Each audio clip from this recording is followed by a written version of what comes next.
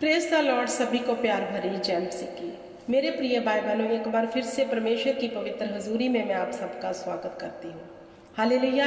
आज जो मैं लेकर आई हूँ परमेश्वर का वचन, भजन संहिता 123, दया के लिए प्रार्थना। आपको पता है हमें नित्य परमेश्वर की दया चाहिए। हर रोज, हर पल, हर घड़ी परमेश्वर की दया चाहिए, क्योंकि उसकी दया के बिना हम कुछ भी नहीं है। क्या आपने कभी प्रार्थना में जी कहा है, खुदा हम पर दया कर, नित्य हमारे हर काम पे तो अपनी दया कर। हालेलुया। तो भजन संहिता में दाऊद क्या कहता है, हे स्वर्ग में विराजमान मैं अपनी आंखें तेरी ओर लगाता हूँ। क्या कहता है दाऊद? हे स्वर्ग में परमेश्वर, मैं अपनी आंखें तेरी ओर लगाता हूँ। देख, जैसे दासों की आंखें अपने स्वामियों के हाथ की ओर है, जैसे दासियों की आंखें अपनी स्वामिनी के हाथ की ओर लगी हैं, वैसे ही हमारी आंखें हमारे परमेश्वर यहोवा की ओर उस समय तक लगी रहेंगी जब तक वह हम पर अनुग्रह न करे।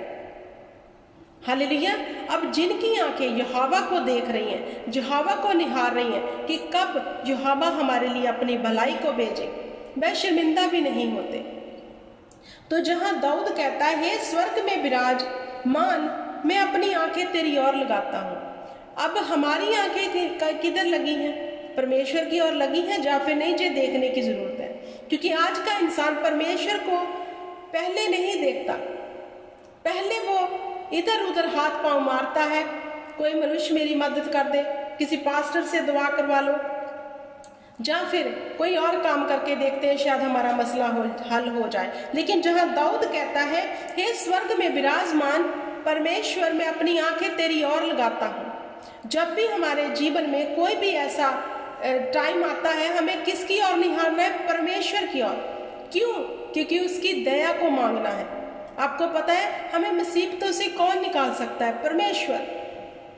कोई मनुष्य नहीं, कोई हमारा साथ नहीं देगा। लेकिन परमेश्वर की ओर जब हम जाएंगे, पहला स्थान उसे देंगे, प्रथम बात अपनी उसके आगे रखेंगे, तो वह हम पर दया करेगा।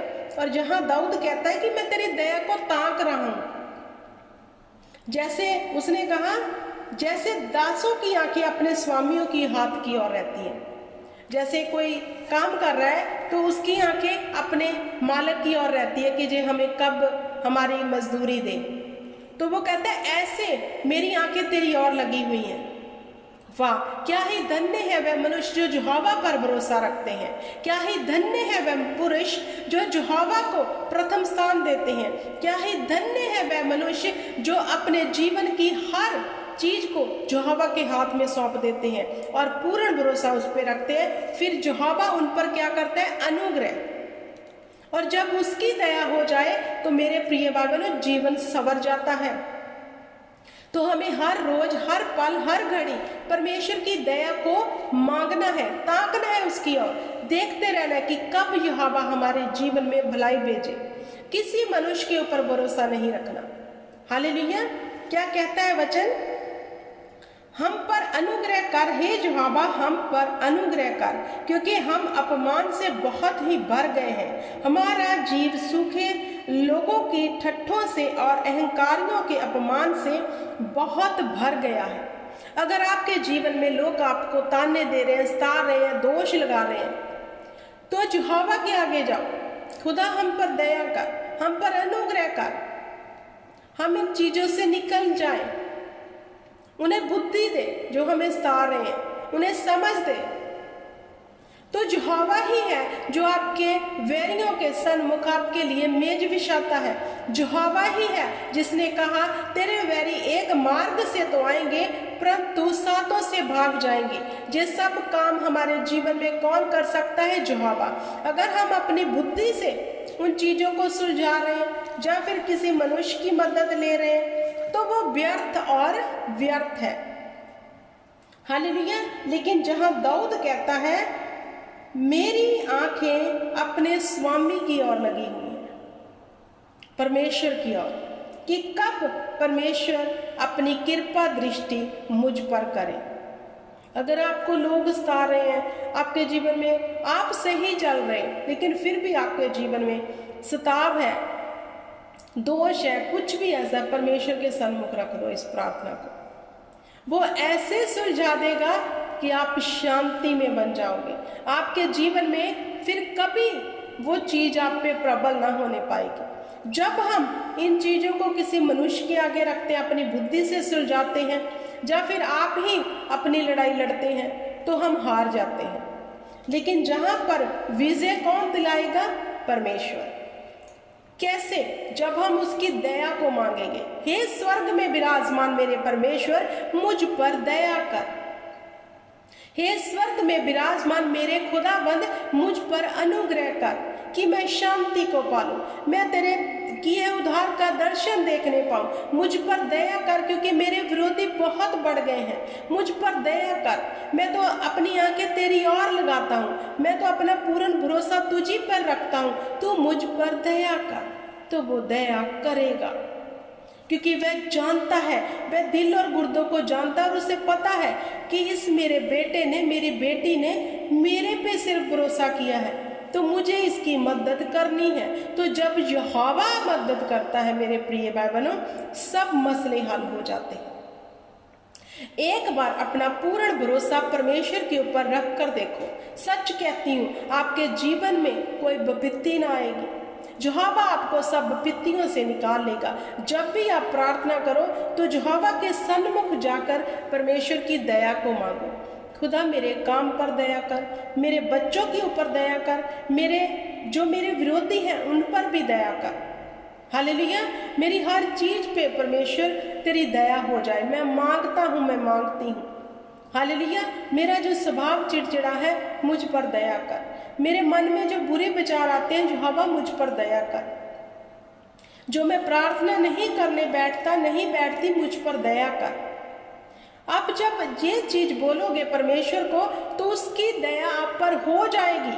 और आपको पता है, उसने कहा मैं जिस पर चाहूं उस पर दया कर सकता हूं। और जब पौलुस के कांटा चुभा था, उसने परमेश्वर के आगे 3 दफा प्रार्थना की, लेकिन उसको परमेश्वर ने क्या कहा? मेरा फजल ही तेरे लिए काफी है। मतलब, फजल का मतलब दया। जिस मनुष्य के ऊपर धरती पे परमेश्वर की दया हो जाए, उसकी हर परिस्थितियां कंट्रोल में हो जाती है। मेरे प्रिय भाई बहनों, इतनी बड़ी है यहोवा की दया। क्या आपको लगता है कि आपने दया मांगी है काम के ऊपर, तो बस काम पे ही परमेश्वर दया करेगा? जब परमेश्वर दया करता है, हमारी सब चीजें जो बिखरी पड़ी हैं, उतल पुतल हुई है, उसे समेट देता है, इक्वल कर देता है, और हमारे जीवन में शांति भेज देता है। तो फिर हम क्यों ना मांगे उसकी दया? क्यों ना हम यहोवा की ओर निहारे और नित्य परमेश्वर को पुकारते रहें और पूर्ण भरोसा परमेश्वर के ऊपर रखें, क्योंकि वही हमें सफल बनाता है, वही हमारे सब मार्गों को सीधा करता है, वही है जो हमारे जीवन से हर विपत्ति को दूर करता है, दूसरा कोई भी नहीं। हालेलुया। हमारा पूर्ण भरोसा परमेश्वर के ऊपर होना चाहिए, क्योंकि उसी का फजल है जो हम उठ बैठ रहे, चल फिर रहे हैं, खाते हैं, पीते हैं, किसी मनुष्य का नहीं। तो उसकी दया को नित्य मांगो मेरे प्रिय भाई बहनों, और परमेश्वर के समीप डरते और कांपते हुए जाओ। कोई बुरी बात अपने मुंह से मत निकालो, बुरे विचार अपने मन में मत रखो, ढा मत करो। हालेलुया। परमेश्वर के वचन के अगेंस्ट बिल्कुल ना जाओ। फिर जब आप परमेश्वर की दया को मांगोगे, परमेश्वर आपकी पीढ़ियों के ऊपर दया करने वाला परमेश्वर है। आप तो बचेंगे, आपकी पीढ़ियां भी सुधर जाएंगी। तो क्यों ना हम अपने हाथों को उठाते हुए स्वर्ग के परमेश्वर की ओर निहारे और उससे दया मांगे। हालेलुया। आई होप कि ये वचन भजन संहिता 123 दया के लिए प्रार्थना समझ आ गई होगी। तो आइए हम करते हैं प्रार्थना। सर्वशक्तिमान पिता परमेश्वर, सेना के यहोवा, इस समय के लिए आपका धन्यवाद करती हूँ, इस वचन के लिए आपका धन्यवाद करती हूँ पिता परमेश्वर, और विश्वास करती हूँ कि आपकी दया हम पर हो गई है खुदा। सचमुच आप जब दया करते हो खुदावंद खुदा, हमारा जीवन पिता परमेश्वर जी बन जाता है खुदा। मैं चाहती हूँ जितने भी भाई बहन इस वीडियो को देखें, इस वचन को सुने, इनके हर क्षेत्र में तेरी दया उतरे खुदा। इनके बच्चों पर, इनके आर परिवार पे, इनकी नौकरी पर खुदा, इनकी बुद्धि पर पिता परमेश्वर, इनके बोलने पर, इनके सोचने पर तेरी दया उतरे खुदा। इन पर फजल कर खुदा, इन पर अपना अनुग्रह कर और इन्हें बचा खुदा, और सब बैंजलों से छुड़ा ले खुदा। आज के दिन को तेरे हाथों में सौंपते हुए पूरे मान से मांगते हैं यीशु नाम में, आमीन, आमीन और आमीन।